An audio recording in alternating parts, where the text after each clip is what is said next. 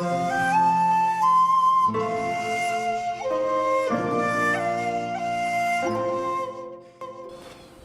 selamat pagi teman-teman yang dikasihi Tuhan. Bertemu lagi dengan saya Untung Suseno, masih di dalam program kita Sate Online. Sate Online kali ini akan membahas tema yang membicarakan tentang perjalanan menemukan teman hidup. Di sesi yang pertama kita sudah bicara tentang pertemanan yang sehat. Artinya perjalanan menemukan teman hidup itu berawal dari sebuah relasi pertemanan yang sehat. Nah, sekarang kita akan membicarakan tentang bagaimana kita itu memahami arti pacaran atau apa itu pacaran. Jika friendship atau pertemanan adalah relasi saling membangun, maka pacaran adalah masa perkenalan khusus antara dua pribadi dengan tujuan akhir yaitu pemberkatan pernikahan. Jadi di dalam pacaran Kristen selalu diarahkan untuk punya tujuan akhir, yaitu klimaks dari relasi dua orang itu, dan klimaksnya adalah pernikahan atau pemberkatan nikah. Nah, ini hal yang penting untuk dipahami bagi kita para muda dan mudi. Pacaran seharusnya menjadi proses untuk pemenuhan kebutuhan sosial, di mana dua orang pribadi saling mengenal semakin dalam, baik antar pribadi maupun kepada pihak keluarga masing-masing, juga termasuk mengenal misalkan apa yang menjadi bad habit, kebiasaan buruk, kebiasaan baik, dan hal-hal yang perlu diperbaiki bersama-sama sampai akhirnya relasi mereka memuncak kepada pernikahan. Jadi sekali lagi, ini adalah proses pemenuhan kebutuhan sosial, bukan proses pemenuhan kebutuhan seksual. Karena seringkali ada yang tidak sehat di dalam masa perkenalan ini. Nah, kadangkala ada anak-anak muda yang kemudian menjadikan masa perkenalan ini justru menjadi masa pemenuhan kebutuhan seksual. Nah, saya juga memahami mengapa demikian, karena ada seorang ahli yang namanya itu Dr. Helen Fisher, dan mengajarkan kepada kita apa yang terjadi di dalam otak manusia ketika mereka itu sedang berpacaran. Ada beberapa poin yang menarik, sebab dia mengatakan di dalam otak manusia yang sedang jatuh cinta itu, yang pertama terjadi adalah hasrat seksnya begitu kuat, bahkan menjadi posesif dan ekstrim. Itu sebabnya masih pacaran saja sepertinya sudah menjadi suami istri karena saking posesifnya. Juga seringkali membutuhkan kontak fisik, sehingga perpisahan sementara saja itu menyiksa bagi mereka yang sedang jatuh cinta. Yang berikutnya adalah ditandai dengan gairah kuat, ada perasaan tergila-gila. Di sana muncul rasa-rasa seperti hiperaktif, sulit tidur, impulsif, euforia, dan berbagai macam mood yang cepat sekali berubah. Dan ini adalah bagian dari kerja otak manusia yang jatuh cinta. Yang berikutnya juga orang yang sedang berpacaran itu fokus kepada kelebihan calonnya. Karena terlalu fokus kepada kelebihannya, maka kadangkala orang ini tidak bisa melihat atau sepele dengan kekurangan pacarnya itu.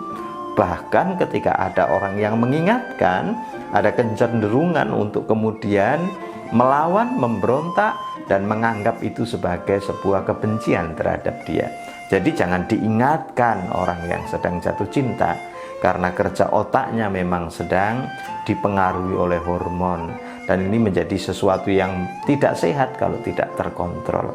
Karena itu ada kecenderungan masa perkenalan khusus ini atau pacaran ini kemudian diselewengkan. Lalu bagaimana seharusnya pacaran atau masa perkenalan ini dipakai sebagai sebuah masa yang sehat. Ada beberapa hal yang perlu untuk kita bicarakan. Yang pertama adalah alihkan dari subjective love menuju kepada objective love. Maksudnya apa? Subjective love adalah kasih yang manipulatif, yang subjektif, yang kadangkala menggunakan masa pacaran sebagai sarana untuk memuaskan keinginan diri sendiri. Itu sebabnya kita harus mengubahnya atau mengalihkannya dari masa di mana kita itu biasa menggunakan kasih yang subjektif, pacaran menjadi belajar objektif. Itu sebabnya kalau gagal, maka orang-orang ini kemudian menggunakan masa pacaran dengan tidak sehat. Mereka kemudian melakukan seperti pegang-pegang, bercumbuan, meraba-raba, berdekatan terlalu dekat, padahal mereka belum menjadi suami istri. Jadi alihkan dari subjective love menuju kepada objektif, supaya kita bisa objektif melihat siapa calon kita itu, dan dengan cinta yang objektif itu kita bisa menggunakan akal sehat kita. Yang kedua, alihkan dari envious love menuju kepada jealous love. Envious adalah kata dasarnya envy, yaitu perasaan memiliki padahal belum, atau perasaan cemburu padahal belum miliknya. Tapi kalau jealous berbeda, sebab jealous berarti tanggung jawab untuk mengingatkan, untuk mengarahkan, untuk menjaga apa yang menjadi miliknya. Semasa pacaran adalah masa perkenalan, maka dia belum milik kita. Kita tidak perlu terlalu menggunakan cinta yang cemburu atau envious love sehingga kita jadi posesif. Larang ini, larang itu, tidak boleh ini, tidak boleh itu. Nah, ini harus diubah. Ada tahapan-tahapan kedekatannya, sehingga dengan jealous love kita kemudian bisa dengan objektif mencintai dia, dan kemudian mengatur pertemanan dengan sehat. Berikutnya adalah alihkan juga dari romantic love menuju kepada real love. Romantika itu adalah bagian dari kehidupan berpacaran. Seperti yang saya kutip dari tulisannya Helen Fisher tadi, bahwa orang yang sedang jatuh cinta, maka kerja otaknya dipengaruhi oleh hormon, dan yang mendorongnya untuk kemudian mengingini romantika. Romantika itu apa?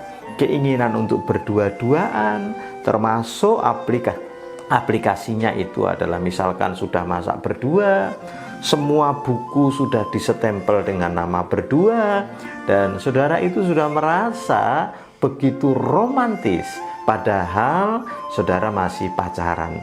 Miliki atau alihkan dari romantika kepada real love, kasih yang real. Jadi jangan terlalu mengawan-awan.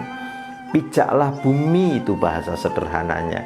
Kita masih pacaran, orang itu belum milikmu. Walaupun pacaran Kristen mesti berkomitmen menuju kepada pernikahan, tapi belum tentu Anda tidak gagal. Dan jika saudara sudah gagal, padahal kamu sudah tulis bukumu, satu buku 2 orang namanya, satu rekening milik tabungan berdua, saudara akan kecewa, dan kecewamu akan sangat dalam sekali. Yang keempat adalah alihkan masa pacaran itu dari sekedar activity menuju discuss. Nah, kadangkala ketika pacaran itu kita pakai masa itu untuk sesuatu yang full activity. Misalkan kita itu nge-mall, misalkan kita itu rekreasi ke pantai berdua. Sebetulnya tidak harus itu dilakukan, apalagi sering-sering.